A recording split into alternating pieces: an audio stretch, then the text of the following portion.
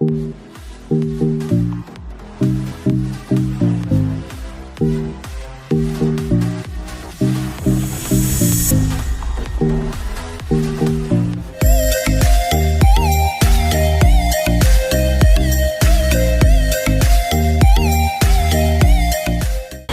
Viewers, welcome to UDream channel.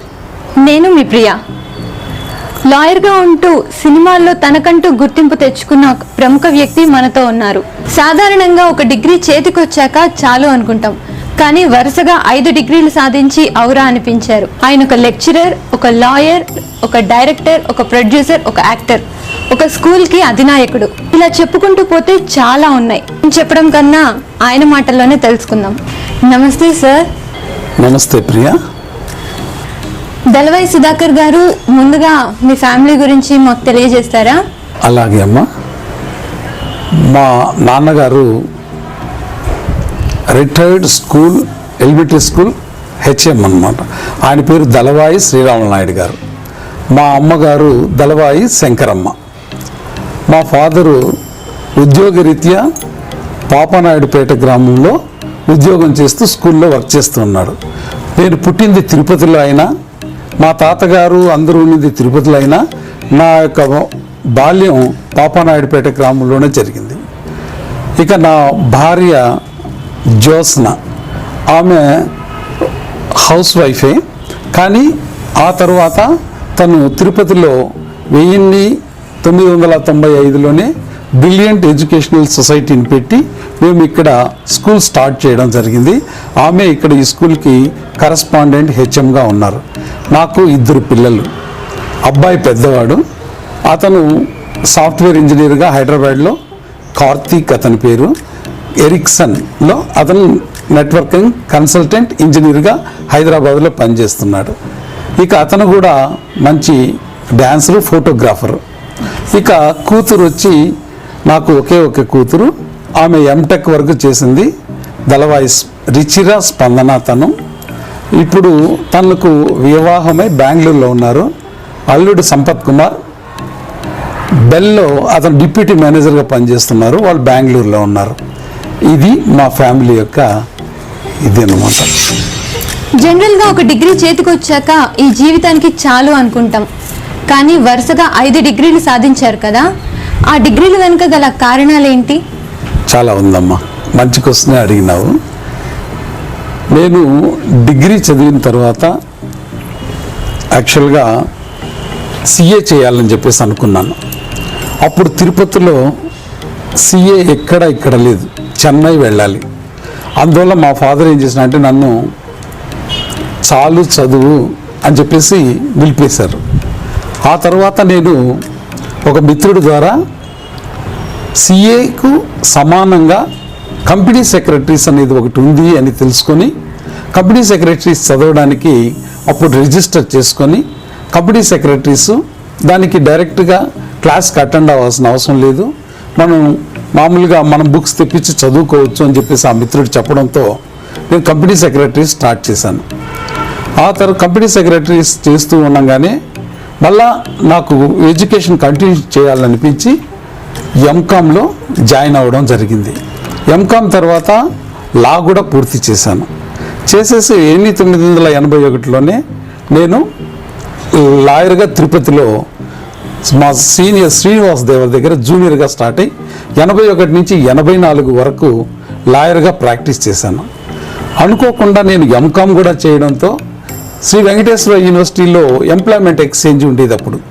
అప్పుడు అక్కడ register చేయడం వల్ల నాకు లెక్చరర్గా నగిరి డిగ్రీ కాలేజీలో ఇంటర్వ్యూ వచ్చింది. నేను ఇంటర్వ్యూకి అటెండ్ అయ్యాను. ఇంటర్వ్యూకి అటెండ్ అయ్యే లోపల వాళ్ళు నన్ను సెలెక్ట్ చేయడం జరిగింది.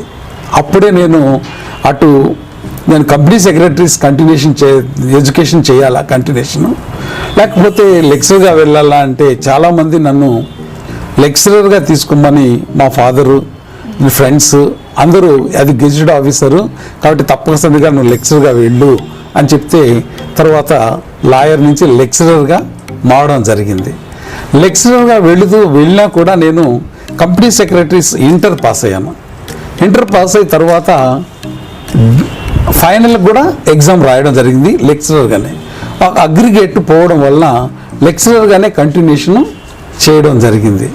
ఈ కంటిన్యూషన్ చేస్తూ ఉంటే లెక్చరర్గా ఉంటే ప్రమోషన్ కావాలి అంటే డిగ్రీ లెక్చరర్గా ప్రిన్సిపల్గా ప్రమోషన్ కావాలి అంటే కొన్ని క్వాలిఫికేషన్స్ కావాలి. అందువల్ల ఎంఫిల్ మదురై కామరాజ్ యూనివర్సిటీలో చేయడం జరిగింది. ఆ తర్వాత పిహెచ్డి వెంకటేశ్వర యూనివర్సిటీలో చేయడం జరిగింది. దాంతోపాటు ఇప్పుడు లేటెస్ట్గా 2001లో ఎంబీఏ ప్రోగ్రాం రావడం, చాలామంది ఎంబీఏ చేయడానికి స్టూడెంట్స్ నా దగ్గరికి వచ్చి డౌట్స్ అన్నీ అడగడంతో సిలబస్ ఒకసారిగా చూసి ఎంబీఏ కూడా అంతా మన సిలబస్గానే ఉంది అని చెప్పేసి నేను వెంకటేశ్వర యూనివర్సిటీలో ఎంబీఏ చేయడం కూడా జరిగింది. అంటే ఒకదానికి ఒక లింక్ తీసుకుంటూ నేను ఈ విధంగా MCom, law, MPhil, PhD, MBA చేస్తూ నాకు ఇంకా కొంచెం కంపెనీ సెక్రటరీస్గా వెళ్ళాలనుకున్నాను కాబట్టి PG diploma in IRPM, PG diploma in computer methods and programmes చేస్తూ ఈ విధంగా నా క్వాలిఫికేషన్స్ పెంచుకున్నాను. అది అమ్మ నాకు ఇప్పటికీ చదువు అంటే చాలా ఇష్టం. ఇప్పుడు కూడా ఏదైనా చేయమన్నా చేయాలా, ఈ డిగ్రీ చేయాలా, ఆ డిగ్రీ చేయాలా అనిపిస్తూ ఉంటుంది. చాలా గ్రేట్ సార్. సార్ మీది లవ్ మ్యారేజా అరేంజ్డ్ మ్యారేజా? ఈ విధంగా చెప్పాలంటే లవ్ ప్లస్ అరేంజ్డ్ మ్యారేజ్ అమ్మా. అదలా సార్? ఎలా అంటే ఆమె ఎవరో కాదు, మా మేనత్త కూతురే. చిన్నప్పటి నుంచి ఇద్దరికి ఒకరికొకరు మేము తెలుసు. వాళ్ళు విశాఖపట్నంలో ఉన్నారు, మేము తిరుపతిలో ఉన్నాం. సంవత్సరం సమ్మర్ హాలిడేస్లో వాళ్ళు అప్పుడు వచ్చేవాళ్ళు. ఎందుకంటే మా అత్తగారు ఇక్కడ వాళ్ళ ఇల్లు కాబట్టి, మా అన్న చెల్లెలు కాబట్టి, మా నాన్న వాళ్ళమ్మ, ఆమె సొంత ఇంటికి అమ్మగారి ఇంటికి వస్తూ ఉండేది. ఆ విధంగా వచ్చినప్పుడు చిన్నప్పటి నుంచి నాకు బుద్ధి తెలిసింది 10వ తరగతిలో అనుకుంటాను. అప్పటి నుంచే మా అత్తగారు కానీ మా అమ్మ నాన్నలు కానీ ఈ పాప వచ్చినప్పుడంతా ఈ పాపే నీ భార్య, ఈ పాపని నువ్వు పెళ్లి చేసుకోవాలి అని చెప్తే అప్పటి నుంచి మేమిద్దరం ఫ్రెండ్స్ మాదిరినే ఉన్నాం. ఆ పాప నన్ను బావ అని పిలవడం, నేను మామూలుగా ఈమె కదా అనే ఉద్దేశంలో ఉన్నాను. కాబట్టి ఇంకా డిగ్రీ పూర్తయిన తర్వాత, పీజీ పూర్తయిన తర్వాత పెళ్లి చేయాలి అనుకున్నప్పుడు ఆమెకు ఇంటర్మీడియట్ పూర్తయిన వెంటనే 18 సంవత్సరాలు, నేను 24వ సంవత్సరంలోనే పెద్దవాళ్ళు మాకు పెళ్లి చేయడం జరిగింది. అంతవరకు మేము ఉత్తరాలు రాసుకోవడము, వెళ్ళడము, ఇద్దరు మాట్లాడుకోవడము, సినిమాల గురించి మాట్లాడుకోవడము, సినిమాకు వెళ్ళడము, అది కూడా జరిగింది. సెల్ ఫోన్స్ అవి లేవు అమ్మా, అటువంటివి మాకు తెలియదు. అందువల్ల ఉత్తరాలు రాసుకోవడమే మాకు తెలుసు. ఓకే, మీకు నాటకాలపైన ఆసక్తి ఎప్పుడు ఎలా మొదలైంది? పాపనాయుడుపేట గ్రామంలో మేము ఉండేటప్పుడు, చిన్నప్పుడు 10వ తరగతి చదువుకునేటప్పుడు ఆ ఊళ్ళో మహాభారతం జరిగేది ప్రతి సంవత్సరం. అది సమ్మర్లో జరిగేది. ఆ సమ్మర్లో తెల్లారితో కథ చెప్పేవాళ్ళు, రాత్రికి ఒద్దిక వేసేవాళ్ళు. ఆ ఒద్దిక అంటే పౌరాణిక డ్రామా. దాంట్లో దుర్యోధనుడు, దుశ్శాసనుడు, ద్రౌపది, అర్జునుడు వాళ్ళ వేషాలతో అంటే నాకు చూసి దుర్యోధనుడి క్యారెక్టర్ వచ్చేంత వరకు నేను దుర్యోధనుడే చూస్తూ కూర్చోండి. అతను వచ్చినాక వెళ్ళిపోయేవాడిని. అంటే నాకు ఆ దుర్యోధనుడు అటువంటి క్యారెక్టర్లు, ఫెరోషియస్ క్యారెక్టర్లు అంటే చాలా ఇష్టం. అందువల్ల మనసులో ఎక్కడో నాకు నాటకం మీద ఇష్టం అనేది పెరిగింది. అలాగే 10th క్లాస్ యానివర్సరీలో మా హిందీ టీచర్ ఒక అతను బూరెలి మూకుడు అనే నాటకం వేసేటప్పుడు అందులో ఒక పోలీస్ క్యారెక్టర్కి నన్ను చూసి పొడుగ్గా ఉన్నాడు, ఈ పిల్లోడు సరిపోతాడని చెప్పేసి పిలిచి నన్ను పోలీస్ క్యారెక్టర్ ఇరా అన్నాడు.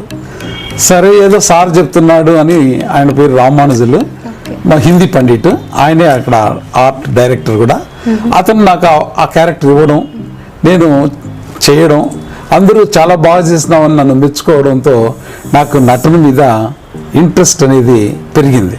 దాంతోపాటు రామారావు ఈ దుర్యోధనుడు ఆ క్యారెక్టర్ సినిమాలో చూసి ఇంకా నాకు పౌరాణికం అంటే అంత ఇష్టం పెరిగింది. నాటకాలు అంటే చెప్పాలంటే నాటకాలకు నన్ను విడదీయలేని అనుభవం నాకు. 10వ తరగతి 71 నుంచి ఈ రోజు వరకు నాటకాలు వేస్తూనే ఉన్నాను, వేపిస్తూనే ఉన్నాను. అప్పట్లో మీకు ఎవరంటే ఎక్కువ అభిమానులు? అప్పట్లో మీకు ఎవరు స్ఫూర్తిగా ఉండేది? ఇన్స్పైర్ అంటే ఇక్కడ అంటే నాటకాల విషయంలో వస్తే మాత్రం ఎక్కడ హార్మోనీ కనపడినా, సౌండ్ వినపడినా నాకు తెలియకుండానే నా కాళ్ళు హార్మోని దగ్గరికి వెళ్ళిపోతాయి. అక్కడ వాళ్ళు ఎవరు పాడుతున్నా అలాగే నిలిచిపోయేవాడిని. కాబట్టి ఒక విధంగా నాకు ఈ విషయాలు తెలిసినప్పుడు డిగ్రీలో నేను వెళ్తూ ఉంటే ఆ హార్మోనీతో పాటు సౌండ్ వచ్చే లోపల ఒక ఇంట్లోకి వెళ్ళాను. అక్కడ ప్రాక్టీస్ జరుగుతూ ఉంది. నేను ఇద్దరు పాడుతూ ఉంటే నేను నిలబడి చూస్తున్నాను. అప్పుడు హార్మోనిస్ట్ అడిగాడు, బాబు ఎవరు నువ్వు అనేసి. నేను ఇక్కడే అండి, మాది ఈ ఊరే అంటే, అప్పుడు నీకు ఇంట్రెస్టా అన్నాడు. అవును అంటే, సరే ఒక పని చేస్తావా, నువ్వు ఈ నాటకంలో దుర్యోధనుడి క్యారెక్టర్ వేస్తావా అన్నాడు. నేర్పిస్తే వేస్తానండి అన్నాను. అయితే ప్రతిరోజు రాత్రి 8 గంటలకు భోంచేసి నువ్వు ఇక్కడికి వచ్చి ప్రాక్టీస్ చేయాల్సి ఉంటుంది అన్నాడు. సరే నేను 8 గంటలకు ప్రాక్టీస్ చేయడానికి వెళ్ళేవాడిని. మా ఫాదరు ఏంద్రా వీడు భోంచేసి ప్రతిరోజు బయట వెళ్తున్నాడే అని చెప్పేసి ఒకరోజు నా వెనకాలనే ఆయన తెలియకుండా రావడం, నేను అక్కడ పద్యం పాడుతా ఉంటే వెనకాల చూడడం. ఆ తర్వాత ఇంటికి పోయిన తర్వాత తెల్లారితో ఆయన అన్నాడు, రాత్రి నువ్వు ఒక నాటకం ప్రాక్టీస్కి వెళ్ళావు కదా, ఏ క్యారెక్టర్ అక్కడ నేర్చుకుంటా ఉండవు అన్నాడు. అప్పుడు నేను దుర్యోధనుడి క్యారెక్టర్ పడక సీన్లో దుర్యోధనుడు నేర్చుకుంటాను అని చెప్పినాను. అప్పుడు మా నాయన అన్నాడు, నీకు ఎటువంటి అలవాటు రాకూడదు అని అనుకున్నాను, ఆ అలవాటు నీకు వచ్చేసింది. ఎందుకంటే నేను కూడా డ్రామాలు వేసేవాడిని. డ్రామాలు వేస్తూ ఈ డ్రామాలు అనేది వదలాలి, ఈ పిచ్చి వదలాలి అని నేను నీకు తెలియకుండా నేను డ్రామాలు కూడా నిలిపేశాను. దేవుడు ఇట్లా పెట్టినాడు కాబట్టి ఇప్పుడు నువ్వు డ్రామాలు వేస్తున్నావు, చాలా జాగ్రత్త నాయన, డ్రామాలలో సంపాదించలేము కాబట్టి అది హాబీ కింద ట్రీట్ చేసి నేర్చుకోగాని చదువే ముఖ్యము అని చెప్పేసి మా ఫాదర్ చెప్పాడు. ఆయన ధైర్యం ఇవ్వడంతో ఆయన కూడా ఒక ఇన్స్పిరేషన్ అయింది.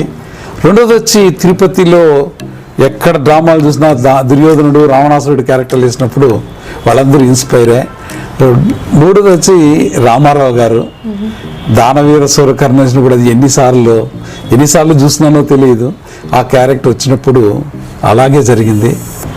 అలాగే ఒకసారి తిరుపతిలో నాటకం చేస్తూ ఉంటే ఇక్కడే అన్నమాచార్య మందిర్ పక్కనే త్యాగరాజ మండపం ఉంది. ఆ త్యాగరాజ మండపంలో నాటకం వేస్తున్నారు. అప్పుడు నేను డిగ్రీ ఫైనల్ ఇయర్ ఆడపోయి కూర్చున్నప్పుడు అప్పుడే దుర్యోధనుడి పాత్ర ఏకపాత్ర జరుగుతూ ఉంది. అది వేసిన వ్యక్తి వచ్చి ధూళిపాల గారు, సినిమా యాక్టర్ ధూళిపాల. చాలా బాగా నటించారు. అయిపోయిన వెంటనే నేను గ్రీన్ రూమ్లోకి వెళ్ళాను. గ్రీన్ రూమ్లోకి వెళ్ళి, నమస్కారం సార్, నాకు ఇదే మాదిరి నేర్చుకోవాలని ఉంది, ఈ డైలాగ్స్ నాకు ఎక్కడ దొరుకుతాయి చెప్పండి అంటే ఆయన నవ్వి, డైలాగ్స్ ఇది దుర్యోధనైనా, దుర్యోధను నీకు అక్కర్లేదు, ఎందుకంటే దుర్యోధనలో పాంచాలి అన్నాం అనుకో పంచభద్రుక అని ప్రేక్షకులు అంటారు, కాబట్టి నువ్వు కొత్త విషయం చెప్తాను, ఏకపాత్ర ఒకటి ఉంది అది నేర్చుకో అన్నాడు. అది ఏంటంటే రావణ బ్రహ్మ. కర్పూరపు ఆంజనేయులు సినీ రైటర్ రాసినాడు, కొత్తగా ఇప్పుడిప్పుడే వస్తుంది. నేను ఒక అడ్రస్ చెప్తాను రాసుకో, ఆ అడ్రస్కి 5 రూపాయలు నువ్వు ఎంఓ పంపించినావు అంటే నీకు ఆ పుస్తకం వస్తుంది అన్నాడు. అప్పుడు అడ్రస్ రాసుకొని నేను 5 రూపాయలు ఎంఓ చేయడం, నాకు ఆ పుస్తకం రావడం, నేను అది నేర్చుకొని దాన్ని అప్పుడు డిగ్రీ ఫైనల్ ఇయర్ నుంచి రావణాసురుడు పాత్ర వేయడం అనేది, ఆ విధంగా నేను ప్రతి ఒక్కరిని ఇన్స్పైర్ తీసుకుంటూ నాటకాల్లోకి రావడం కూడా జరిగిందమ్మా. ఓకే సార్, మీరు చేసిన నాటకాల్లో మీకు బాగా పేరు తీసుకొచ్చిన నాటకం ఏది? అవునమ్మా, మామూలుగా నేను నాటకాలు వేస్తూనే ఉన్నాను. తిరుపతిలో 2005 వరకు నాటకాలు వేస్తూ ఉన్నాను. కానీ ఎప్పుడు వేసిన నాటకాలే వేయడం, కృష్ణరాయబారం వేయడం, అలాగే పార్వతీ కళ్యాణం వేయడం, అలాగే సత్యహరిశ్చంద్ర వేసినవే వేయడం, రుక్మిణి కళ్యాణం వేయడం. కాబట్టి నాకేదో కొత్తదనం కావాలి అని అనిపించింది. ఆ కొత్తదనం ఎలా వస్తుంది అనే ఉద్దేశంలో వేరే మిత్రుడితో పాటు డాక్టర్ రవీంద్ర బాబు గారు నా కొలీగ్ ఉండేవాళ్ళు, అతనితో పాటు నేను చర్చిస్తూ ఉంటే అప్పుడు అతను అన్నాడు, వేరే వాళ్ళు వేసిన దాంట్లో మీరు పాత్రలు వేస్తున్నారు కదా, మీరే ఎందుకు కొత్త నాటకం రాసి వేయకూడదు అని కొత్త ఐడియా నాకు ఆయన ఇవ్వడం జరిగింది. అప్పుడే 2005లో మేమిద్దరం మిత్రులం కలిసి ఫిబ్రవరి నెలలో ఆయన బర్త్డే రోజు new age theatre in classical arts నాటిక అనే ఒక సంస్థను ఏర్పాటు చేయడం జరిగింది మా మిత్రులతో. అప్పుడు ఈ నాటికా సంస్థ ద్వారా మొట్టమొదట ఆముక్తమాల్యద అనే ఒక నాటకాన్ని నేను, అది రచించింది ఎవరు అంటే జేకే భారవి గారు, సినీ రైటర్. అతను తిరుపతి వాస్తవ్యులే. వాళ్ళ అన్నగారు వేదవ్యాస భట్టారు గారు ఆయన మా గురువు గారు. నేను ఆయన దగ్గర ఎన్నో నటన కూడా నేర్చుకోవడం జరిగింది. అతను జేకే బారోజ్ గారి దగ్గరికి వెళ్ళి నాకు ఒక మంచి నాటకం కావాలి అన్నాను. అప్పుడు అతను ఏ నాటకం కావాలి నీకు అన్నాడు. అప్పుడు గోదా కళ్యాణం కావాలి అన్నాను.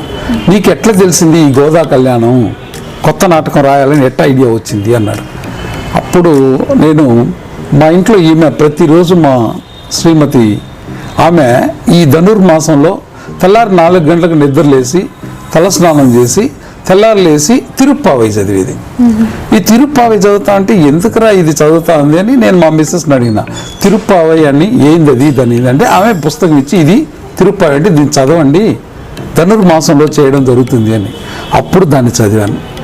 అప్పుడు ప్రతి సంవత్సరం తిరుమలలో ఈ ధనుర్మాసంలో మన సుప్రభాతం ఉండదు. దాని బదులు ఈ యొక్క తిరుప్పావై చదువుతారు. కాబట్టి ఆ తిరుప్పావై గురించి ఆ కథను తీసుకొని ఆముక్తమాల అంటే ఏంది దాని గురించి ఎలా అనేది ఆయన దగ్గరికి వెళ్ళి అడిగితే అప్పుడు ఆయన నాకు నాటకం రాసిచ్చినారు. నాటకం రాసిస్తే దాంట్లో ఒక 4-5 పద్యాలు ఉన్నాయి, ఒక 2 పాటలు మాత్రమే ఉన్నాయి. కానీ నాటకము అంటే దగ్గర 30 పద్యాలన్నా ఉంటే బాగుంటుంది ప్రతి క్యారెక్టర్కి అని చెప్పేసి అప్పుడు యూనివర్సిటీలో నుంచి తెలుగు డిపార్ట్మెంట్కి వెళ్ళి అక్కడ సర్వోత్తమరావు గారు, అలాగే ఇంకా రాఘవరావు గారు, అలాగే డాక్టర్ సుకుమార్ రెడ్డి గారు, అలాగే వేదవ్యాస రంగభట్టారు గారు, అలాగే సముద్రాల లక్ష్మయ్య గారు, వీళ్ళందరినీ కలిసి కొన్ని పాటలు పద్యాలు రాసుకోవడం జరిగింది. అలాగే ఒక ఐటీలో రామచంద్రన్ అని ఉన్నారు, ఆయన కూడా రైటరు, అతని దగ్గరికి కూడా ఒక పాట తీసుకొని రాసుకోవడం జరిగింది. ఈ విధంగా ఆముక్తమాలేదని రాసి అందులో వెంకటేశ్వర స్వామి పాత్రను నేనే వేయడం కూడా నా జరిగింది. దాంట్లోనే నాకు అవార్డు రావడం కూడా జరిగింది. ఆ విధంగా ఆముక్తమాల తర్వాత తరిగొండ వెంగమాంబ వేయడం జరిగింది. ఒక నటుడిగా, ఒక డైరెక్టర్గా ఇప్పటి వరకు మీరు సాధించిన అవార్డులు ఎన్ని? మామూలుగా నాకు ఆముక్తమాలెదలో బెస్ట్ ఆర్టిస్ట్ అవార్డు వచ్చింది. అలాగే తరిగొండ వెంగమాంబలో బెస్ట్ డైరెక్టర్ అవార్డు వచ్చింది. అలాగే కౌసల్య సుప్రజ రామ అనే దాంట్లో బెస్ట్ డైరెక్టర్, బెస్ట్ ప్రొడక్షను, ఇంకా బెస్ట్ యాక్టర్స్, బెస్ట్ సింగర్స్ అన్నీ వచ్చాయి. అలాగే ఇక ఇంకొకటి యదా యదా హి ధర్మస్య అని చిల్డ్రన్స్ నాటకం తీసుకున్నాను. దానికి కూడా 4 అవార్డ్స్ రావడం, దాంట్లో కూడా బెస్ట్ డైరెక్టరు, బెస్ట్ ప్రొడక్షన్లు, బెస్ట్ రైటర్స్ రావడం. దీంట్లో ఈ విధంగా చెంచిత నాటకం డాక్టర్ రాసాని గారు రాశారు. ఇక్కడ నాకు రాసిచ్చిన వాళ్ళందరూ మా కొలీగ్సే అమ్మ, లెక్చరర్స్. ఇప్పుడు డాక్టర్ ఆముక్తమాలైతే జేకే బారోజ్ గారు, వేదవ్యాస రంగభట్టారు గారు ఆయన ప్రిన్సిపల్, రిటైర్డ్ ప్రిన్సిపల్. అలాగే తరిగొండ వెంగమాంబ డాక్టర్ రాసాని గారు తెలుగు లెక్చరర్, సాహిత్యాభిలాషి, సాహిత్య అవార్డు గ్రహీత. అలాగే ఇది తరిగొండ వెంగమాంబతో పాటు చెంచు నాటకం డాక్టర్ రాసాని గారు రాశారు. కౌసల్య సుప్రజారామ డాక్టర్ సుకుమార్ రెడ్డి గారు రాశారు. అలాగే యదా యదా హి ధర్మస్య డాక్టర్ సుకుమార్ రెడ్డి గారు రాశారు. వీళ్ళందరూ లెక్చరర్సే, నా కొలీగ్సే. వీళ్ళందరూ రాయడం ప్రతి దాంట్లో అవార్డు అమ్మ. దగ్గర నాకు డైరెక్టర్గా 8 సార్లు బెస్ట్ డైరెక్టర్ అవార్డు వచ్చింది. బెస్ట్ యాక్టర్గా రావణాసురుడుగా నేను నేషనల్ లెవెల్లో 3rd తీసుకున్నాను. అర్థమైందా? బెస్ట్ యాక్టర్గా చాలా ఉన్నాయి. ఓకే సార్, మీరు చూడ్డానికి చాలా సాఫ్ట్గా ఉన్నారు కదా, మీరు ఇలాంటి క్యారెక్టర్స్ చేయాలని మీకు ఎందుకు అనిపించింది? చాలా మంచి క్వశ్చన్ ఇస్తున్నామమ్మా. సెలక్షన్ కూడా నాది ఇప్పుడుది కాదు, ఇది 76లో డిగ్రీ కాలేజీలో చదివేటప్పుడు ఇంటర్వ్యూస్ జరుగుతాయి మాకు యానివర్సరీలకు. అప్పుడు మాకుండే ప్రొఫెసరు సింగరాజు సత్యనారాయణ గారు, ఆయన మాకు 2000 మంది స్టూడెంట్స్లో కాంపిటీషన్ పెడతారు స్టేజ్ మీద. ఆ స్టేజ్ మీద పెట్టినప్పుడు నేను ఫస్ట్ ఇయర్లో సెలెక్ట్ కాలే. అప్పుడు ఒకటే ఏడ్చేసినాను, నేను సెలెక్ట్ కాలేదు, ఎందుకు కాలేదు అనేసి. చాలా బాధేసింది. ఆ తర్వాత ఆ పర్ఫార్మెన్స్ చూశాను. పర్ఫార్మెన్స్ చూసి నేను మీతో అన్నాను ఇంతకుముందు ధూళిపాల గారిని కలిశాను అప్పుడు అని. ధూళిపాల గారు దుర్యోధనుడు వేసినాడు. అలాగే ఆ దుర్యోధనుడు వేయడం అంటే నాకు అంతకుముందు క్యారెక్టర్లు ఏది ఇచ్చినా మామూలుగా వేసేవాడిని. ఉద్దారకల్లో వేశాను, మంచం మీద మనిషిలో వేశాను. ఇవన్నీ మామూలు సోషల్ నాటకాలు. బట్ ఎందుకో నాకు ఆయన చూసినప్పుడు దీన్ని వేస్తే బాగుంటుంది, అందరూ నన్నే చూస్తారు, వేరే వాళ్ళని ఎవరు చూడరు అనేది ఒక ఇది పడిపోయింది ఐడియా. దాంతో నేను ఆ రావణాసురుడు నేర్చుకోవడం, ఇంటర్వ్యూ పెట్టినప్పుడు కాలేజీలో స్టేజ్ మీద రావణాసురుడు ఏకపాత్ర చేసే లోపల ఇంకా అప్పటి నుంచి నా పేరు అక్కడ ఆ రావణాసురుని పిలవండి అని అన్నారు. కాబట్టి గుర్తింపు హీరోగా తెచ్చుకుంటామో తెలియదు, హీరోలు అందరూ ఇవ్వరు క్యారెక్టర్లు, నాకు అందరూ ఇస్తారు, కానీ విలన్ మాత్రం ఎవరు చేయలేరు. ప్రతి ఒక్కరు విలన్ గుర్తుపెట్టుకుంటారని ఆ రోజు నుంచి విలన్ క్యారెక్టర్ మీదనే నేను ఇంట్రెస్ట్ చూపించినాను. ఆ హావభావాలు, ఆ నడకలు నేర్చుకోవడము దాన్ని చూసే ఉన్నాను. కాబట్టి నాకు ఎప్పుడు ప్రతి దాంట్లో అనేది, మా అమ్మ కూడా ఒక మాట అనేది, నాయన ఎప్పుడు చూసినా దుర్యోధనులు రావణాసురులు వేస్తావు, ఒక మంచి హీరో దేవుడి పోర్షన్ అయ్యిరా అంటే, అప్పుడు మా అమ్మ కోరిక ప్రకారమే నేను 2005లో వెంకటేశ్వర స్వామి పోర్షను వేయడం జరిగింది. ఆ తర్వాత లేపాక్షిలో కృష్ణదేవరాయల విరూపాక్షరాయలుగా వేయడం జరిగింది. కాబట్టి మళ్ళా తర్వాత కొన్ని హీరో పాత్రలు చాణక్య చంద్రగుప్తులో చాణక్యుడిగా వేసినాను. అంటే విలన్ నుంచి కొద్దిగా సైడ్. అప్పుడు మా మిత్రులందరూ విలన్గా బాగా వేస్తావు, నువ్వు ఎట్లా హీరోగా వేయవు, నువ్వు హీరోగా వేసేదానికి పనికిరావు అన్నారు. సరే అది చూద్దాం అన్నాను. ఆముక్తమాలలో వెంకటేశ్వర స్వామి వేసినప్పుడు అందరూ చాలా బాగా చేశామన్నారు. లేపాక్షిలో విరూపాక్షరాయ ప్రభు వేసినప్పుడు హీరోగా అందరూ ఎక్సలెంట్ అన్నారు. అలాగే చాణక్య చంద్రగుప్తుడిగా వేశాను, అందరూ ఓకే అన్నారు. అంటే లక్కీగా నేను అటు విలన్ పోర్షన్ నుంచి హీరో పోర్షన్లు కూడా కొన్ని నా సొంత బ్యానర్లో వేయడం కూడా మంచి పేరు తెచ్చుకున్నాను. అసలు విద్యా సంస్థలు ప్రారంభించాలనే ఆలోచన ఎలా వచ్చింది? అదమ్మా దానికి ఒక చిన్న విషయం ఉంది. ఎందుకంటే నాకెందుకో డిగ్రీ చదివినప్పటి నుంచి నా ఆలోచన విధానం ఒక విధంగా ఉండింది. ఒక ఇంటికి ఒక ఉద్యోగం. ఎందుకంటే నేను చదివేటప్పుడు నిరుద్యోగులు ఎక్కువగా ఉన్నారు, నిరుద్యోగ సమస్య ఇప్పటికీ ఉంది. అందువల్ల నాకు ఒక ఇంటికి ఒక ఉద్యోగం చాలు, ఎక్కువ మంది ఇంట్లో ఉద్యోగం చేయకూడదు అని. ఎందుకంటే భార్య భర్త ఇద్దరు ఉద్యోగం చేసినారనుకో ఇంకా వేరే వాళ్ళకు ఉద్యోగం దొరకదేమో, అందువల్ల ఇంటికి భార్యనా చేయాలి, భర్తనా చేయాలి అనేది నాది. అలాగే నా విధింట్లో నేను ఒక్కరు ఉద్యోగం చేస్తే చాలు, ఆమె ఉద్యోగం చేయకూడదని ఇంటర్మీడియట్తోనే పెళ్లి చేసుకున్నాను. కానీ నాకు రెండో ఆలోచన ఒకటి ఉంది. ప్రతి ఒక్కరూ చదువుకొని ఉద్యోగం చేయాలన్నా, ఉద్యోగమే జీవితానికి పరమావధి. కాబట్టి ఉద్యోగం కాదు, ఉద్యోగం చేయకూడదు, ఉద్యోగం ఇవ్వడానికి వాళ్ళు చదవాలి అనేది నా తాపత్రయం. అందువల్ల ఉద్యోగం చేయడం గొప్ప కాదు నా ఉద్దేశంలో, ఉద్యోగం ఇవ్వడం అనేదే గొప్ప. అందువల్లనే మా మిసెస్ని ఇంటర్మీడియట్ అయినప్పుడే మ్యారేజ్ చేసుకున్నాను. ఆ తర్వాత బీకామ్ డిగ్రీ చేయించున్నాను, ఆ తర్వాత ఎంఏ డిగ్రీ చేయించున్నాను, ఆ తర్వాత బిఎడ్ డిగ్రీ చేయించి ఇంటికి ఒక్కరే ఉద్యోగం చేయాలి కదా, ఇంకొకరు ఉద్యోగం ఇచ్చే పరిస్థితి రావాలని ఐడియాతో ఆమెను స్కూల్ స్టార్ట్ చేయించున్నాను. ఆమె మొట్టమొదటి చిన్న స్కూల్లో స్టార్ట్ చేసి ఒక 60 మంది విద్యార్థులతో బ్రిలియంట్ ఎడ్యుకేషనల్ సొసైటీలో స్టార్ట్ అయింది. ఆ తర్వాత 500 మంది విద్యార్థులతో ఆమె 17 మందికి ఉద్యోగం ఇవ్వడము, దగ్గర 17 మంది వర్క్ చేసేవాళ్ళు. అట్లా తయారై, అందువల్లనే నాకు ఉద్యోగం ఇవ్వడం అనేది ముఖ్యం ఒకటి. రెండోది వచ్చి విద్యా సంస్థను స్టార్ట్ చేస్తే ఎక్కువ మందికి సహాయం చేయొచ్చు, విద్యను ఇవ్వచ్చు అనేది. మా ఫాదర్ టీచర్, నేను టీచరు, మా మిస్సెస్ కూడా టీచర్గా ఉంటే 10 మందికి ఉపయోగపడతామన్న ఉద్దేశంలో ఈ యొక్క ఎడ్యుకేషన్ సంస్థను స్టార్ట్ చేయడం జరిగింది. ఆమె 25 సంవత్సరాలు సిల్వర్ జూబ్లీ చేస్తూ మెయింటైన్ చేస్తూ వస్తుంది. బ్రిలియంట్ ఇంగ్లీష్ మీడియం హై స్కూల్ని ఎప్పుడు స్థాపించారు? 1993లో కొంతమంది అన్ఎంప్లాయీస్ కలిసి ఒక ట్యుటోరియల్ స్టార్ట్ చేశారు తిరుపతిలో. నేను తిరుపతికి వచ్చి 95లో.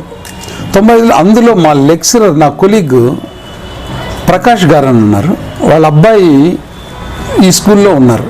వాళ్ళ నల్లగారికి గవర్నమెంట్ జాబ్ రావడంతో స్కూల్ చూసే వాళ్ళు ఎవరు లేరు అప్పుడు. ఆ ట్యుటోరియల్ అప్పుడే వాళ్ళు కొత్తగా స్కూల్ స్టార్ట్ చేశారు. వెంటనే వాళ్ళందరికీ ఉద్యోగాలు వచ్చినాయి. అప్పుడు నా దగ్గరికి వచ్చి వాళ్ళు చెప్పడం, నేనే మా మిస్సెస్ బిఎడ్ చేస్తున్నాను కాబట్టి ఆ స్కూల్ని తీసుకొని తనే మెయింటైన్ చేయడం.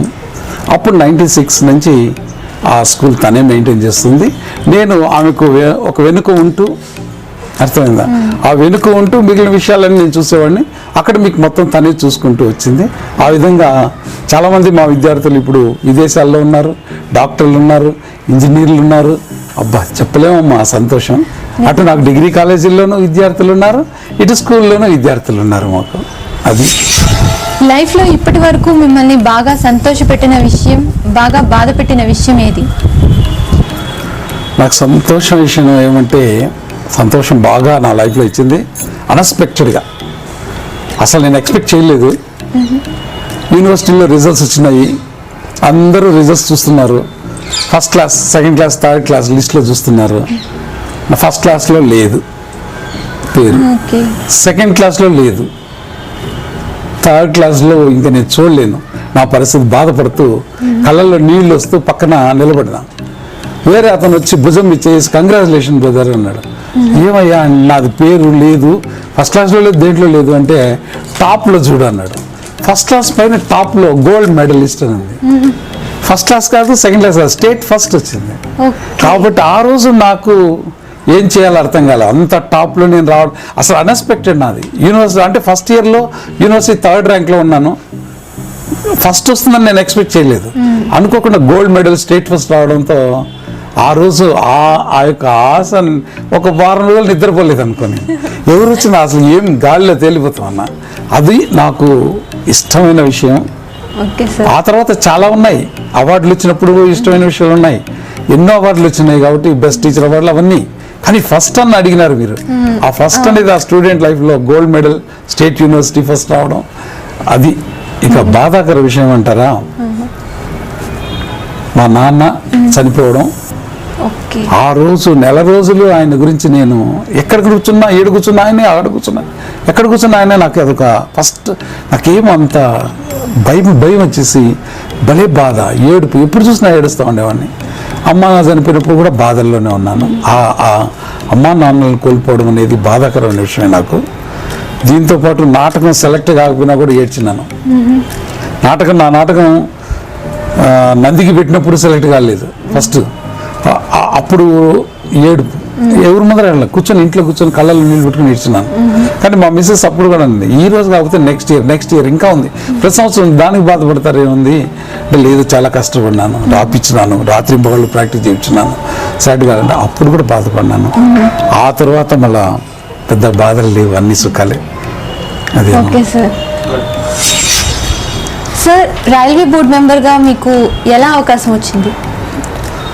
అలాగంటే మామూలుగా తిరుపతిలో నేను సోషల్ సర్వీస్ బాగా చేస్తుంటాను. అందులో మా స్కూల్ పెట్టినప్పుడు మెడికల్ క్యాంపులు చేస్తున్నాను. ఇంకా ప్రజల్లో ఏదైనా ఫంక్షన్స్ జరిగినప్పుడు ప్రతి మీటింగ్కి నేను ఇక్కడ తిరుపతిలో అటెండ్ అయ్యేవాడిని. ఆ విధంగా నాకు సోషల్ సర్వీస్ అనేది ఒక ఇంట్రెస్ట్ ఉంది. ఆ సోషల్ సర్వీస్లో ఒకసారి కొంతమంది వాకర్స్ అసోసియేషన్ దగ్గర ఒక అతను ఇంజనీర్ ఒక అతను పరిచయం అయ్యి, మీకు అన్ని విషయాలు తెలుసు, మీరు లాయర్గా ఉన్నారు, మీరు ఒక రైల్వే దీంట్లో ఒక సొసైటీని ప్రారంభిస్తే బాగుంటుంది అన్నాడు. నాకు కూడా ఎన్నోసార్లు నేను వైజాగ్ వెళ్ళి అత్తగారింటికి వెళ్ళేటప్పుడు ఈ రైల్వేలో ప్రాబ్లమ్స్ చాలా చూశాను.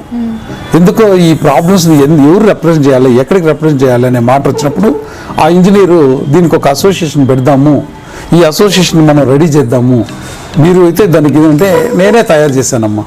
ఈ రైల్వే ప్యాసింజర్స్ వెల్ఫేర్ సొసైటీని నేనే తయారు చేసి మిత్రులందరూ కలిసి అసోసియేషన్ ఏర్పాటు చేసి రిజిస్టర్ చేసి రిప్రజెంటేషన్స్ మీటింగ్ పెట్టి మేము ఒక ప్రాబ్లమ్స్ ఎవరెవరు ప్యాసింజర్స్ ఏ ప్రాబ్లమ్స్ ఉన్నాయో లేసి మేము డిపార్ట్మెంట్కు పంపించేవాళ్ళం.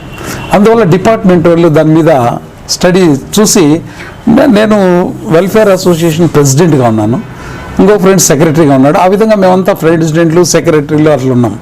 అందువల్ల వాళ్ళు ఏం చేసినారంటే, మీ అసోసియేషన్ నుంచి ఒకరిని మాకు గవర్నమెంట్కి రిప్రజెంట్ చేయండి రైల్వే బోర్డుకి మేము ఇస్తామంటే, అప్పుడు మా ఫ్రెండ్ను సింగంశెట్టి సుబ్రహ్మణ్య గారు ఉన్నారు, ఆయన్ని నేను ప్రెసిడెంట్ కాబట్టి ఆయన సెక్రటరీ కాబట్టి ఆయన పంపించాను రిప్రజెంట్ చేశారు. ఆయన వాళ్ళు ఏం చేస్తుంటే, ఇంకొక మెంబర్ కావాలి మాకు, మీరు ఇంకొకరికి కూడా ఇస్తే మేము జోనల్ లెవెల్ పంపిస్తాము అంటే అప్పుడు అతన్ని జోనల్ లెవెల్కి పంపించి నన్ను డివిజనల్ లెవెల్కి తీసుకొని డిఆర్యుసిసి కౌన్సిల్ మెంబర్గా నేను ఇది 4 సంవత్సరాలు అయింది, ఇది 5వ సంవత్సరం.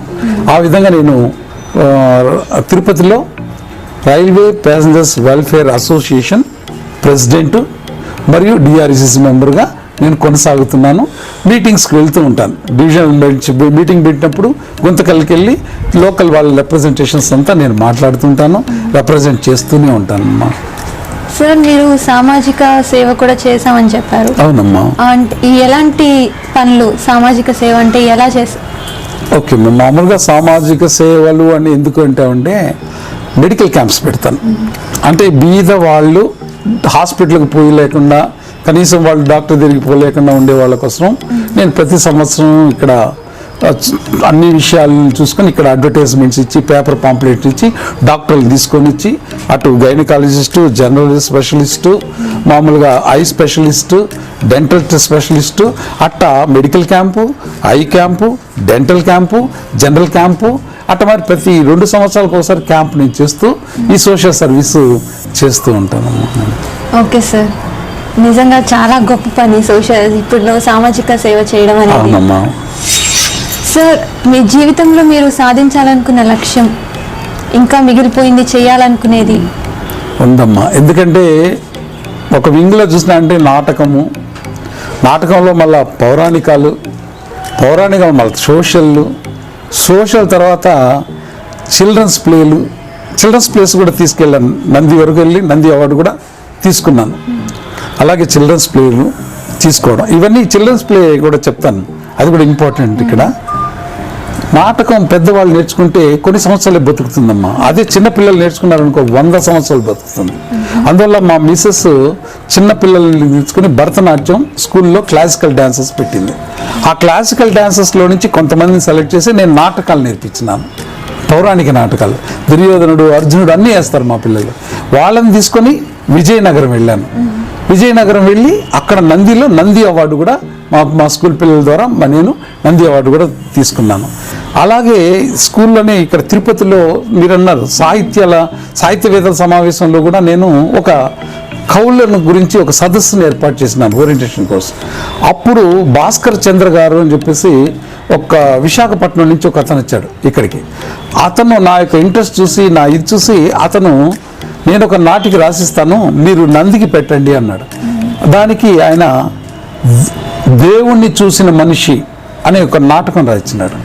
ఆ నాటకం నేను పిల్లల చేత నందికి పంపించాను. పిల్లలే నందిలో నాటకం వేపించి దానికి నంది అవార్డు వచ్చింది.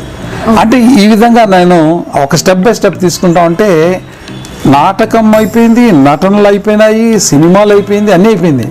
కానీ ఇది ఆంధ్రదేశం వరకే వచ్చింది కాబట్టి నాకు విదేశాలకు కూడా వెళ్ళాలని ఒక కోరిక. నువ్వు అడిగిన మీ జీవిత లక్ష్యం ఏంటి అన్నావు. ఫారిన్ సైడ్ కూడా ఒకసారి పిల్లల్ని తీసుకొని పోయి ఈ యొక్క క్లాసికల్ డ్యాన్స్ ఒకటి ఏర్పాటు చేయాలి, డ్యాన్స్ బ్యాలే అనేది నా కోరిక. ఎందుకంటే మా మిస్సెస్ ఆమె భరతనాట్యం ఇస్తుంది, ఆమె 10th వరకు ప్రోగ్రామ్స్ ఇచ్చేది. అందువల్ల మాకు ఆ ఇంట్రెస్ట్ కూడా ఉంది. నాకు ఫ్యామిలీ మొత్తం అన్నిట్లో కోఆపరేట్ చేస్తారు కాబట్టి వాళ్ళు లేకపోతే నేను ఇంతవరకు ఏమీ చేయలేను. అందువల్ల పిల్లల కోసం ఏం చేసాం అంటే కౌసల్య సుప్రజారామ అంటే మనం ప్రతి ఒక్కరు కొండ మీద సుప్రభాతం వింటాం తెల్లారితో, కౌసల్య సుప్రజారామ. దాన్ని నేను డ్యాన్స్ బ్యాలే రూపంలో తయారు చేశాను. దానికి నాకు సహకరించింది ఎవరు అంటే మన సంస్కృత విద్యాపీఠ ప్రొఫెసర్ డాక్టర్ రాణి సదాశివమూర్తి గారి దగ్గరికి వెళ్ళి, సార్ నాకు ఈ కథ ఉంది, దీన్ని మీరు దయచేసి ఒక డ్యాన్స్ బ్యాలే రాసేయాలి అంటే ఆయన శ్రమ తీసుకొని నాకంటూ ఆ డ్యాన్స్ బ్యాలే రాసిచ్చున్నారు. దాన్ని ఇక రికార్డ్ చేసి ఆ రికార్డ్ ద్వారా పిల్లలు నేర్పించి తర్వాత దాన్ని నాద నీరాజనం అక్కడి నుంచి మలేషియాను ఎక్కడికో విదేశాలకు తీసుకెళ్ళాలి ఒక్కసారైనా అనేది నా జీవిత లక్ష్యం. మీ లక్ష్యం నెరవేరాలని కోరుకుంటున్నాం. థ్యాంక్స్ అమ్మా. ఇప్పట్లో సినిమాల్లోకి రావాలనుకునే యువతకి మీరు ఇవ్వాలనుకున్న సందేశం ఏంటి? నా అనుభవం, నేను కూడా యూత్గా ఉండేటప్పుడు నేను కూడా సినిమాలకు రావాలి అని చాలా తాపత్రయపడినాను. దారులు ఎత్తుకడంలో ఎవ్వరు పిలిస్తే ఇంటర్వ్యూలు అంటే పేపర్లో పడితే చాలు సినీ యాక్టర్లు కావాలంటే అప్లై చేసేస్తున్నాను. విశాఖపట్నం వెళ్ళాను, విజయవాడ వెళ్ళాను, హైదరాబాద్ వెళ్ళాను. అందరికి వెళ్ళిన తర్వాత అక్కడ సెలెక్ట్ అయినాను. సెలెక్ట్ అయితే వాళ్ళు చెప్పేది ఏమంటే, ఓ 10,000 రూపాయలు మీరు ఇవ్వాలి, మీ డ్రెస్సులకు దానికి మీరే పెట్టుకోవాలి, అవన్నీ చెప్పినారు. అప్పుడు 10,000 రూపాయలు, ఆ టైంలో 10,000 రూపాయలు అంటే లక్షలే, కాబట్టి వెనక్కి వచ్చేసాను. అట్టా నేను సినిమాకు పోలేకుండా ఇక్కడ తిరుపతిలోనే గవర్నమెంట్ జాబ్లో ఉంటూ ఆశలు ఒక విధంగా నాటకం ద్వారా నెరవేర్చుకుంటూ వచ్చినాను. కానీ ఇప్పుడుండే యూత్ టెక్నాలజీ అట్లే మన చేతుల్లో ఉంది. ఇప్పుడు ఒకప్పుడు సినిమా తీయాలంటే మేము చెన్నైకి లేకపోతే హైదరాబాదు వెళ్ళాలి, ఇప్పుడు తిరుపతి సినిమా తీయచ్చు. దానికి ఎగ్జాంపుల్ నేనే అని చెప్తున్నాను. అందుకే సినిమా తీసింది. ఇక్కడ సినిమా తీయడానికి అన్ని హంగులు ఉన్నాయి, లొకేషన్స్ ఉన్నాయి, ఆర్టిస్టులు ఉన్నారు, కెమెరామెన్లు ఉన్నారు, టెక్నీషియన్స్ ఉన్నారు, ప్రీ ప్రొడక్షన్ అంతా ఉంది. పోస్ట్ ప్రొడక్షన్ కూడా 50% తిరుపతిలో ఉంది. ఎడిటింగ్ అన్నీ కూడా ఇక్కడే జరిగింది. ఆ సినిమాకు ఫ్రెండ్స్ అందరూ ఇక్కడ ఉన్నారు, ఎడిటర్స్ ఉన్నారు, అందరూ ఉన్నారు. దానికి కావాల్సిన సాఫ్ట్వేర్ ఉంది, డబ్బింగ్ థియేటర్ ఉంది. కానీ dubbing, post production, DIE, effects చేయడానికి, ఇవన్నీ చేయడానికి మేము హైదరాబాద్ వెళ్ళడం, అక్కడ గ్రాఫిక్స్కి వెళ్ళడం. మాకు దాన్ని ఏమంటారంటే బ్లూ మ్యాట్, గ్రీన్ మ్యాట్ అనేది ఆ సినిమా తీసేటప్పటికి అంత ఐడియా లేదు నాకు. ఉండింటే దానికి కూడా మేము హైదరాబాద్ వెళ్ళినాం, కర్ణాటక వెళ్ళామండి, బెంగళూరుకి. కొన్ని యముడి సీన్స్ తీయడానికి యముడు క్యారెక్టర్ వేశాను దాంట్లో. ఆ సీన్స్ ఒక స్టూడియోకు 3 రోజులు అక్కడ షూటింగ్లో చాలా ఖర్చు అయింది. ఇప్పుడైతే తిరుపతిలోనే గ్రీన్ మ్యాట్, బ్లూ మ్యాట్ చేసేసి వెళ్ళేవాళ్ళం. ఇప్పుడు పరిస్థితి అట్ట వచ్చేసింది. కాబట్టి పిల్లలు, యూత్కి నేను చెప్పేది ఒకటే, విద్య మీ చేతిలో ఉన్నంత వరకు, టెక్నాలజీ మీ చేతిలో ఉన్నంత వరకు బయట పోయి చూపించాల్సిన అవసరం లేదు. దానికి మాకు అప్పుడు దారులు లేవు, మీకు ఇప్పుడు దారులు ఉన్నాయి. ఇప్పుడు ఫస్ట్ దారి మీకు షార్ట్ ఫిలిం, సెకండ్ దారి యూట్యూబ్, థర్డ్ ఓటీటీ. ఇంకా బయట పోవాల్సిన పనే లేదమ్మా. పోస్ట్ ప్రొడక్షన్లో డబ్బింగ్ థియేటర్లు వస్తున్నాయని చాలా మంది చెప్తున్నారు ఇక్కడికి. అలాగే ఇంజనీరింగ్, సౌండ్ ఇంజనీరింగ్స్ కూడా మన వాళ్ళు హైదరాబాద్ చేసే వాళ్ళు కూడా వెనక్కి వచ్చేసిన వాళ్ళు తిరుపతిలో పెట్టుకున్న వాళ్ళు ఉన్నారు అని చెప్పేసి చెప్తున్నారు. ఇప్పుడు 2-3 థియేటర్లు కూడా వచ్చేస్తున్నాయి. కెమెరామన్లు, టెక్నీషియన్లు అందరూ తయారైపోయినారు. కాబట్టి తిరుపతిని ఒక ఫిలిం హబ్గా వాళ్ళు తయారు చేయొచ్చు, ఎక్కడికో పోవాల్సిన అవసరమే లేదు. కాబట్టి అయితే ఇంకొక మాట చెప్తాను యూత్కి, ఇంకోటి చెప్పడం అంటే, దేనికైనా పెట్టుబడి అవసరం. ఆ పెట్టుబడి అనేది మీరు అనుకునేటట్టు డబ్బులు పెట్టుబడి కాదమ్మా, టైం పెట్టుబడి కావాలి. వాళ్ళు ఏ పని నేర్చుకోవాలన్నా కాలమే నిర్ణయిస్తుంది. డైరెక్ట్గా హీరో అవడు, ప్రాక్టీస్ చేసుకుంటూ స్టెప్ బై స్టెప్ చిన్న ఆర్టిస్ట్ అవుతూ చేసుకుంటూ, అలాగే డైరెక్టర్ అవడు, చిన్నవి తీస్తూ ఫిలిమ్స్ తీస్తూ డైరెక్టర్ అవుతాడు. అలాగే పెద్ద దాంట్లోనూ. కాబట్టి వాళ్ళు చేయాల్సిన పని టైం పెట్టుబడి. వాళ్ళు దేంట్లో ఇంట్రెస్ట్ ఉన్నారో ఆ టెక్నాలజీలో టైం పెట్టుబడి పెట్టాలి. 3 నెలలు, 4 నెలలు, సంవత్సరం, 2 సంవత్సరాలు వాళ్ళు ఏం చేసినారో అనేది చూపించాలి. చూపించి వాళ్ళు ఆటోమేటిక్గా వెళ్ళొచ్చు. ఇప్పటికి మనం పెద్ద నిర్మాతలు అవసరం లేదమ్మా. 10 లక్షల్లో సినిమా తీయచ్చు, 15 లక్షల్లో సినిమా తీయచ్చు. అటువంటి టెక్నాలజీ ఉంది ఇప్పుడు. భయపడాల్సిన సెల్ ఫోన్లో, విశాఖపట్నం అబ్బాయి సెల్ ఫోన్లో సినిమా మొత్తం తీసి ఎడిట్ చేసి యూట్యూబ్లో పెట్టున్నాడు. నేను చూశాను ఆ సినిమా కూడా. తన పేరు బీచ్ చేతన్. మా సినిమాలో చేసిన హీరోయినే దాంట్లో చేసింది. కాబట్టి టెక్నాలజీ ఎక్సలెంట్గా ఉంది. దాని మీద ఇంట్రెస్ట్ ఉండేవాళ్ళు చేయాలి. అయితే దీంట్లో డబ్బు సంపాదించాలని ఫస్ట్లో అనుకోకూడదు. వాళ్ళకు ముందు పేరు రావాలి. పేరు వచ్చిన తర్వాతనే డబ్బులు వస్తాయి. తన యొక్క ముందు అభిలాషను తీర్చుకోవాలి, దాంట్లో స్కిల్ ఉండాలి, నేర్చుకోవాలి. ఆ తర్వాతనే అతను పైకి తీసుకెళ్తాడు. ఇప్పుడు ఇది ఒకప్పుడు అనేవాళ్ళు గ్లామర్ అనేది ఉండాలి అని. ఇప్పుడు గ్లామర్ లేని వాళ్ళు ఎంతమంది హీరోలు అవ్వలేదు, ఎంతమంది హీరోయిన్లు అవ్వలేదు, అవునా కదా? గ్లామర్ అనేది పార్టే, ఆ పార్ట్లో ఉండాలి. అంటే రోల్ని బట్టి గ్లామర్ ఉండాలి. ఆ రోల్కు ఎవరు ఉండాలి అంటే, ఇప్పుడు సన్నగా ఉండేవాడు దుర్యోధన వేస్తానంటే ఏం బాగుంటుంది? శకుని వేయచ్చు, అవునా కదా? లావుగా ఉండేవాడు భీముడు వేయచ్చు. కాబట్టి వాళ్ళ యొక్క క్యారెక్టర్ని బట్టి వాళ్ళు క్యారెక్టర్స్ తీసుకుంటూ వస్తే వాళ్ళ యొక్క ఆకారాలను బట్టి బాగా పైకి వచ్చేదానికి ఛాన్స్ ఉంది. యూత్కి మంచి సోర్స్ ఉంది, మంచి అవకాశాలు ఉన్నాయి. అవకాశాలు ఎత్తుక్కుంటూ మనం వెళ్ళాలి, కానీ అవకాశాలు మన దగ్గరికి రావు. దానికి కొంచెం టైం పెట్టుబడి పెట్టాలి, ప్రాక్టీస్ ఉండాలి. మన వాళ్ళు ఇంకోటి కూడా నేను చెప్తానమ్మా, యూత్ సినిమా కాస్టింగ్ కావాలి అని అడ్వర్టైజ్మెంట్ పెడితే అందరూ వెళ్ళిపోతున్నారు. వెళ్ళిన వాళ్ళు అక్కడ నిలబడి సినిమా యాక్ట్ చేయడానికి వచ్చిన వాళ్ళు, నీకు సినిమాలో హీరో రోల్ కావాలి అంటే అవును, హీరో ఏ డైలాగ్ చెప్పంటే చెప్పలేకనే పోతున్నారు. అదే నేను చెప్పేది, పెట్టుబడి, టైం పెట్టుబడి. నువ్వు హీరో కావాలన్నాడు, ఎన్ని రకాలుగా నువ్వు యాక్ట్ చేయగలుగుతావు చూడాలి ప్రొడ్యూసర్. డైరెక్ట్గా నువ్వు హీరోయిన్ కావాలన్నావు, నువ్వు భరతనాట్యం వచ్చా, డ్యాన్స్ వచ్చా, నువ్వు ఏ విధంగా భంగిమలు పెట్టున్నావు, నీ ఫోటోలు ఇవన్నీ, నీ ఎక్స్పీరియన్స్ ఏమి చెప్పగలగాలి. కాబట్టి ఖాళీగా ఉంటే మాత్రం హీరోలు కాలేరు, టెక్నీషియన్స్ కాలేరు. వాళ్ళకి ఏం వర్క్ అయినా నేర్చుకోవాలి, టైం పెట్టుబడి పెట్టాలి, దాని మీద టైం ఇన్వెస్ట్మెంట్ చేయాలి, వర్క్ చేసిన దాన్ని మళ్ళీ ప్రేక్షకులకు పెట్టాలి యూట్యూబ్లో, దాని మీద రెఫరెన్సెస్ రావాలి, కామెంట్స్ రావాలి, అప్పుడు వాళ్ళు. కాబట్టి యూత్కు నేను చెప్పేది ఒకటే, ఈజీగా మీరు హీరోలు అవ్వచ్చు, టెక్నీషియన్స్ అవ్వచ్చు, హీరోయిన్స్ అవ్వచ్చు, యాంకర్స్ అవ్వచ్చు. కానీ అవకాశాన్ని మాత్రం అందిపుచ్చుకోవాలి, స్కిల్ ఉండాలి, అది చెప్పడం. ప్రెసెంట్ ఒక సినిమాకి ప్రొడ్యూసర్గా కూడా చేస్తున్నారని విన్నాం. మా సినిమా పేరు మనసిస్తావా, దానికి డైరెక్టర్ వచ్చి విఏ రవిచంద్రారెడ్డి గారు, తిరుపతి వాస్తవులే. అలాగే ప్రొడ్యూసర్స్ మేము 5 మంది ఉన్నాము. రాజేంద్ర ప్రసాద్ గారు, శివారెడ్డి గారు, మణి సురేష్ గారు, పెరుగు వెంకటేష్ గారు, మేమందరం కలిసి ఈ సినిమాను శ్రీ గరుడ క్రియేషన్స్ అనే పతాకం మీదనే నిర్మించినాము. దీనికి రచయిత కూడా కథ, స్క్రీన్ ప్లే, డైరెక్షన్ రవిచంద్రారెడ్డి గారేమో. ఇక తిరుపతిలో కళాకారులు అందరూ పేరున, అంటే నేను ఇక్కడ చెప్పాలంటే హీరోలు 2 ఉంటారు, హీరోయిన్లు 2 ఉంటారు. ఒక హీరో వచ్చి హైదరాబాద్ అభినయ సాయి అని చెప్పేసి, రెండో హీరో వచ్చి తిరుపతి, అతను కార్తీక్ అతని పేరు.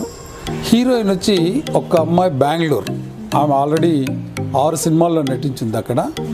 అమ్మాయి పేరు కస్వని. రెండో అమ్మాయి తేజోరెడ్డి, ఆమె కూడా 4-5 సినిమాల్లో నటించింది.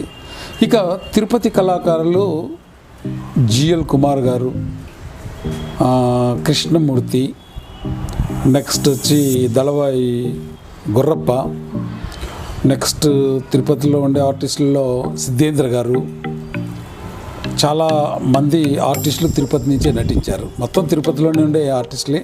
టెక్నీషియన్స్, అసిస్టెంట్ డైరెక్టర్స్ కూడా తిరుపతిలోనే ఉంచి ఉన్నారు. కెమెరామెన్ వచ్చి క్రిస్టోఫర్, తిరుపతి.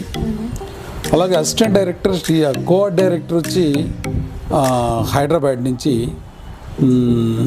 నవీన్ రెడ్డి గారు. అలాగే అసిస్టెంట్ డైరెక్టర్స్లో ఇక్కడ మన తిరుపతి నుంచి చిన్నారావు, క్రాంతి, ఎడిటర్ మోహన్, డిఎఫ్ వచ్చి హితా స్టూడియోస్ హైదరాబాదు, పోస్ట్ ప్రొడక్షన్ అంతా హైదరాబాదు. అలాగే గ్రాఫిక్స్ హైదరాబాదు, క్రాంతి అబ్బాయి పేరు కూడా. వీళ్ళందరూ సహకారంతో, తిరుపతి లోకల్ నటీనటుల సహకారంతో మేము మనసిస్తావా అనే సినిమాను పూర్తి చేసాం. ఇంకో విషయం అంటే ఈ కథ ఏమంటే, ఈ మధ్య యూత్ కాలేజీల్లో చేరిన వెంటనే అమ్మాయిల్ని ఈమె నాకు సంబంధించింది, ఈమె నా లవ్ అని వాళ్ళు ఫిక్స్ చేసుకోవడం జరుగుతుంది. అలా ఫిక్స్ చేసుకుంటే అప్పుడు వాళ్ళు ఖచ్చితంగా ప్రేమించాలా వద్దా? ఇప్పుడు చాలామంది అమ్మాయిలు వాళ్ళ ఆశలు వాళ్ళకు ఉంటాయి, నేను చదువుకోవాలి, పెద్ద ఆఫీసర్ అవ్వాలి, మా అమ్మ నాయనలు వాళ్ళని భద్రంగా చూసుకోవాలని. కానీ మగపిల్లలు కాలేజీలో చేరిన వెంటనే ప్రేమిస్తావా అని ఉత్తరాలు రాస్తారు, ఐ లవ్ యూ అని స్టార్ట్ చేస్తారు. అక్కడ వాళ్ళు ప్రేమించవచ్చు, ప్రేమించకపోవచ్చు. ప్రేమించకపోతే గలాట, వాళ్ళు డిస్టర్బ్ చేయడం, కత్తితో పొడవడం, నెక్స్ట్ వచ్చి ఇది యాసిడ్ దాడులు, చంపడం, ఇవన్నీ జరుగుతూ ఉంటాయి కదా. దానికి సమాధానంగా ఇక్కడ ఒక అబ్బాయి ఏం చేస్తాడంటే, ఒక అమ్మాయిని ప్రేమిస్తాడు, ఆ అమ్మాయి ప్రేమించదు. అప్పుడు అతను ఏం చేస్తాడంటే ఆవిడ బెదిరిస్తూ సూసైడ్ చేసుకుంటాడు. సూసైడ్ చేసుకున్నాక చనిపోతాడు.